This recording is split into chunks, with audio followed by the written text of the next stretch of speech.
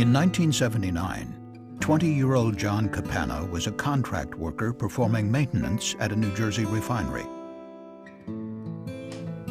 We actually had pulled out of the refinery and were called back in to do one last job, which was to demolish an old pumping station.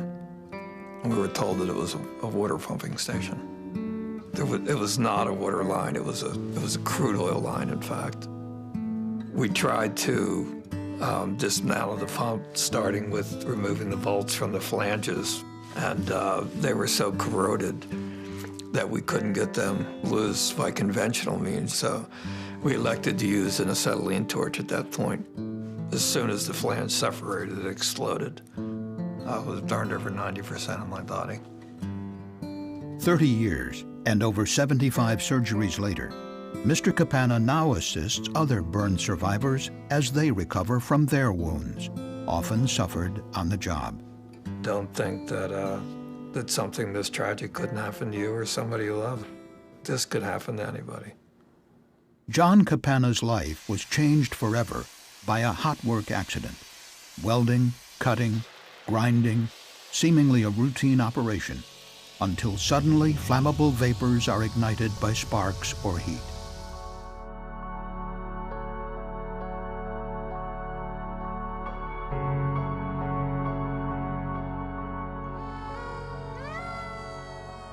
We typically hear about hot work accidents weekly. It's become one of the most significant types of incidents the CSB investigates in terms of deaths, in terms of frequency. The Chemical Safety Board found that since 1990, welding, cutting, and other hot work on or near flammable storage tanks caused fires and explosions that led to over 60 deaths. In February 2010, the CSB issued a safety bulletin outlining 7 key lessons to prevent hot work accidents. The bulletin followed a tragic explosion that killed 3 paper mill workers in Wisconsin in July 2008, together with 10 other serious hot work accidents investigated or reviewed by the CSB. The main message of the CSB safety bulletin is to conduct an effective hazard evaluation and perform gas monitoring before conducting hot work. Proper use of combustible gas detectors would prevent many of these accidents and save lives. June 5, 2006, a rural oil production site in central Mississippi, operated by a company called Pożarowo. All the workers are contractors employed by Stringer's Oilfield Services, hired to install tanks and piping at the site. They plan to connect a pipe between 2 of the site's 4 tanks. They empty a large storage tank and then check it for flammable hydrocarbons by a dangerous and unreliable technique, inserting a lit welding torch into the tank. Seeing no flash, the workers believe it is safe to weld on the tank. However, crude oil has remained inside one of the other production tanks, warming under the morning sun. Vapor from this oil flows into an adjacent tank and escapes through an uncapped pipe just 4 feet from where workers plan to weld. Sparks shower down from the welding process, igniting the flammable vapor. Flames flash back into the storage tank, causing an explosion which blows off the tank lid and the ladder where 3 of the workers were standing. Flames shoot through a pipe into the next tank, causing an even more violent explosion.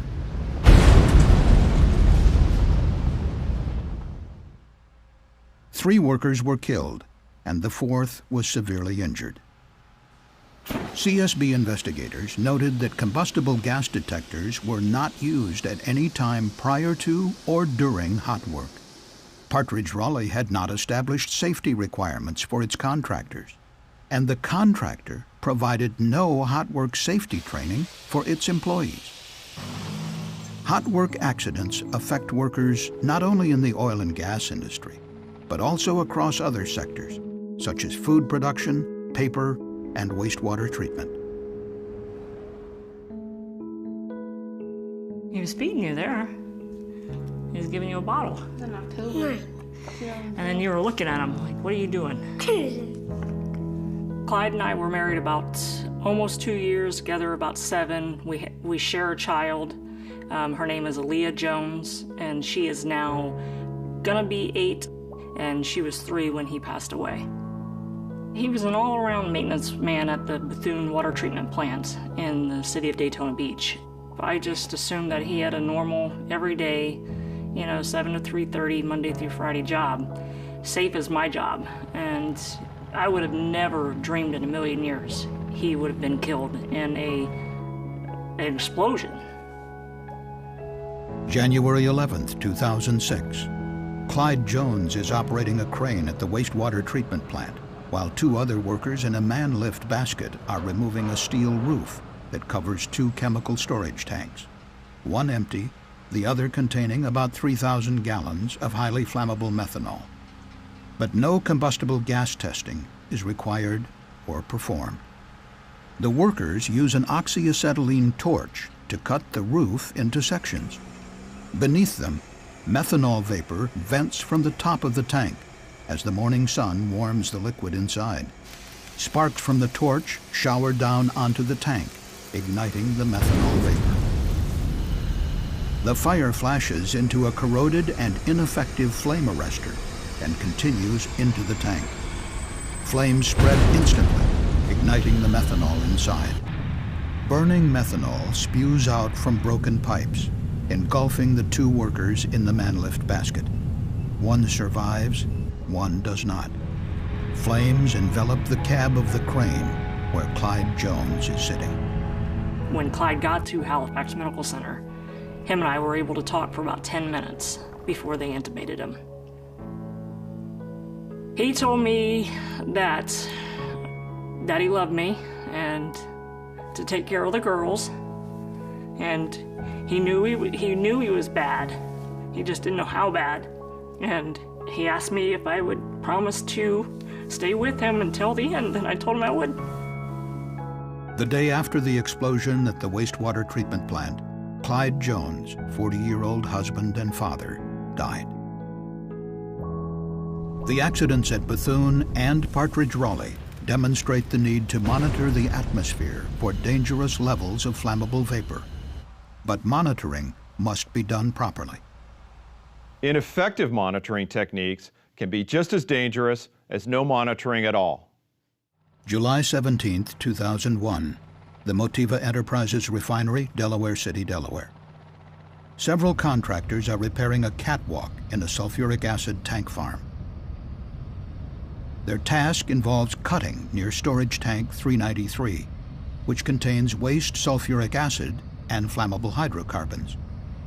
But the tank is severely corroded and has holes in its roof and shell. At about 7:45 a.m., Motiva operators use a combustible gas detector to test the atmosphere around tank 393. No flammable vapor is detected. They never test the atmosphere after that. But as the day goes on, the temperature rises by 14 degrees, warming the contents of the tank and producing vapor that escapes through the holes. But workers are unaware of the growing danger. Around 1:30 p.m., a spark from an electric arc cutting system ignites the vapor, causing a powerful explosion. The tank collapses, releasing 264,000 gallons of highly corrosive sulfuric acid. The sulfuric acid overwhelms the containment dike and wastewater systems. Almost 100,000 gallons reach the Delaware River, killing fish and other aquatic life. A contract employee who had been working on the catwalk died in the accident. His body never found. 8 others were injured. Combustible gas detectors should be routinely used to identify and monitor for flammable atmospheres before and during hot work. More recent accidents illustrate the same key lesson. Gas monitoring was performed at ConAgra Foods in Boardman, Oregon on February 16, 2009, but not in the immediate area where welding was planned. Sparks ignited flammable gas from decaying matter beneath a water clarifier tank, causing an explosion that killed 1 worker. and 3 contract workers were killed at a TEPCO fuel terminal while they used a torch to cut into the roof of a gasoline storage tank. Gas testing occurred at 7 a.m., the start of the work shift, but was not repeated when workers returned from lunch or when they started the hot work. Continuous monitoring for flammable vapor could have prevented these tragic accidents, which caused deaths, injuries, and environmental damage. Other good safety practices are also important. Whenever possible, avoid hot work or consider alternative methods, such as cold or hydraulic cutting. Before any hot work, perform a comprehensive hazard assessment. Personnel may sometimes be unaware of processes that can release flammable vapors. In 2008, 3 workers were killed and 1 was injured in Tomahawk, Wisconsin at the Packaging Corporation of America, which manufactures corrugated packaging and containerboard. Welding sparks ignited flammable hydrogen gas from an 80-foot-tall storage tank. Unknown to plant employees, microbes were producing the gas from the decomposition of waste fiber inside the tank. Test the area where hot work is planned and eliminate potential sources of flammables even in equipment that is not directly involved. For instance, at Partridge Raleigh, emptying and purging the nearby crude oil tank would have eliminated the source of flammables. Use written permits specifically identifying the work to be conducted and the required precautions. At the Bethune wastewater plant, there was no permit system. Provide safety supervision for outside contractors conducting hot work. 2 contract workers were killed in LaRue, Ohio on October 19, 2008, when an explosion occurred while they were welding above crude oil storage tanks owned by Mar Oil. The company had no formal program to select or oversee contractors. And finally, train personnel on the hazards of hot work. When there's any hot work involved, there needs to be additional training and safeguards put in place to make sure that the men or women that are doing the job are competent and well trained to do the job. Use all your resources. Get as much training and as much information about the job at hand. And go into it with your eyes wide open. Although the hazards of hot work are well known, frequent deaths and serious injuries continue to occur. The CSB believes that following the key lessons outlined here can help prevent future hot work-related accidents.